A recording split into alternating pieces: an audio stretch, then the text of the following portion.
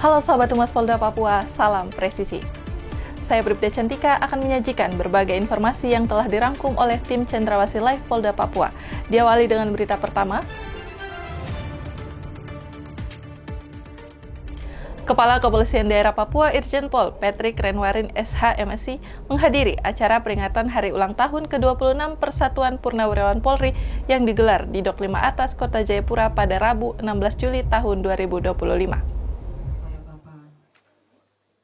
Kegiatan ini dihadiri oleh Komjen Pol Purnawirawan Matius Deret Fakhiri, Irwasda Polda Papua Kombes Pol Jeremias Rontini, para pejabat utama Polda Papua, pengurus Bayangkari Daerah Papua, serta para senior purnawirawan, warakawuri, mitra kerja PP Polri, dan tamu undangan lainnya.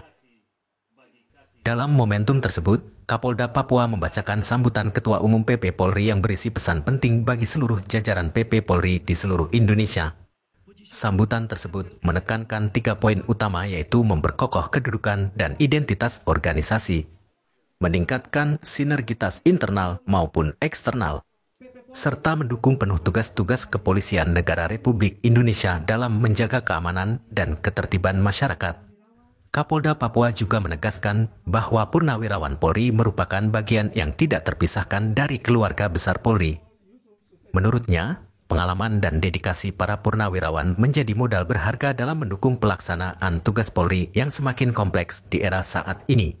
Polri di bawah kepemimpinan Bapak Jenderal Polisi Listio Sigit Prabowo yang selalu komitmen memegang slogan kerjanya, sebagaimana yang telah tertuang di dalam roadmap transformasi menuju Polri yang presisi, yaitu prediktif, responsibilitas, dan transparansi yang berkeadilan.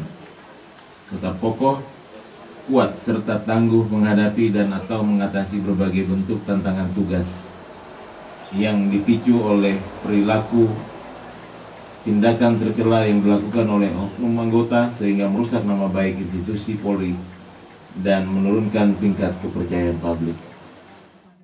Peringatan HUT ke-26 PP Polri di Papua ini tidak hanya menjadi ajang silaturahmi, tetapi juga sarana konsolidasi dan penguatan organisasi dalam menghadapi tantangan ke depan. Dengan sinergi yang kuat antara Polri aktif, purnawirawan, dan masyarakat, diharapkan stabilitas keamanan di tanah Papua dapat terus terjaga, serta cita-cita menuju Indonesia Maju 2025 dan Indonesia Emas 2045 dapat tercapai. Dalam rangka meningkatkan kualitas pelaksanaan tugas, Laboratorium Forensik Polda Papua menerima kunjungan tim supervisi fungsi Labfor tahun anggaran 2025 dari Puslapfor Bareskrim Polri. Kegiatan berlangsung di kantor Bid Labfor Polda Papua dan dihadiri oleh pemeriksa Labfor Kepolisian Madya tingkat 3 Puslapfor, Kombes Pol Erwin Ardiansyah, yang hadir bersama Kabid Narkoba Forensik Puslapfor Bareskrim Polri, Kombes Pol Parasian Gultom, dan Kasubagren Set Puslapfor Bareskrim Polri, AKBP Arif Andi Setiawan. Dalam sambutannya, Ketua Tim Supervisi menyampaikan bahwa supervisi ini merupakan bagian dari proses pembinaan, pemantauan, serta evaluasi terhadap pelaksanaan fungsi laboratorium forensik di wilayah hukum Polda Papua. Kedatangan kami ke sini agar Polri ini, khususnya Polda Papua, lebih bagus dalam hal penyelidikan dan penyidikan, lebih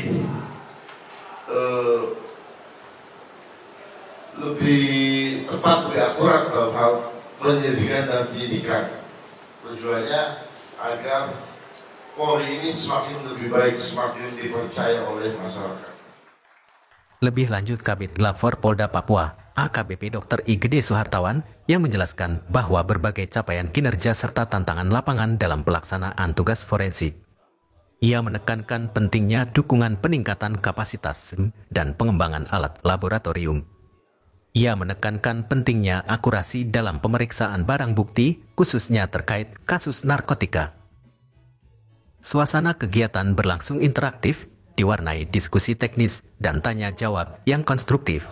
Inilah mampu kami sebenarnya Bapak dan Ibu, mungkin yang Bapak Ibu ini sudah lama tugas di Polda Papua ini sudah memahami.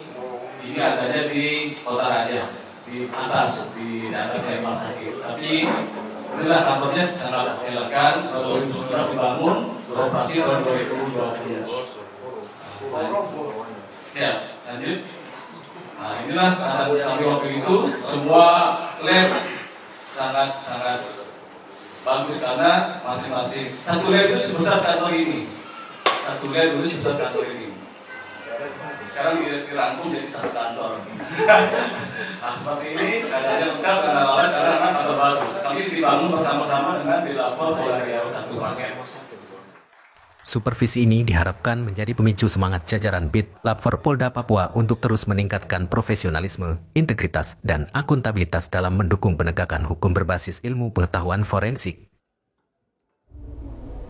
Polda Papua menggelar apel gelar pasukan Operasi Patu Kartens 2025 pada Senin 14 Juli tahun 2025.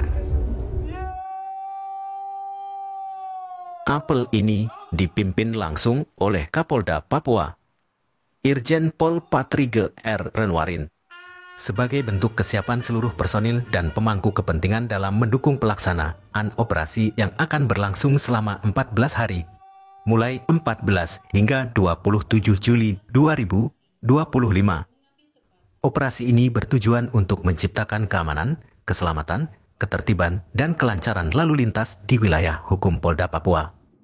Apel gelar pasukan dihadiri oleh sejumlah pejabat daerah dan instansi terkait, antara lain Kepala Bapenda Provinsi Papua Yosefina Francis Kawe, Kepala Dinas PUPR Provinsi Papua Robert Awi, Kepala Dinas Perhubungan Provinsi Papua David Telenggen, Kepala Kantor Wilayah Jasa Raharja Papua Amaluddin Salam, Irwasda Polda Papua Kombes Pol Jeremias Rontini, dan para pejabat utama Polda Papua.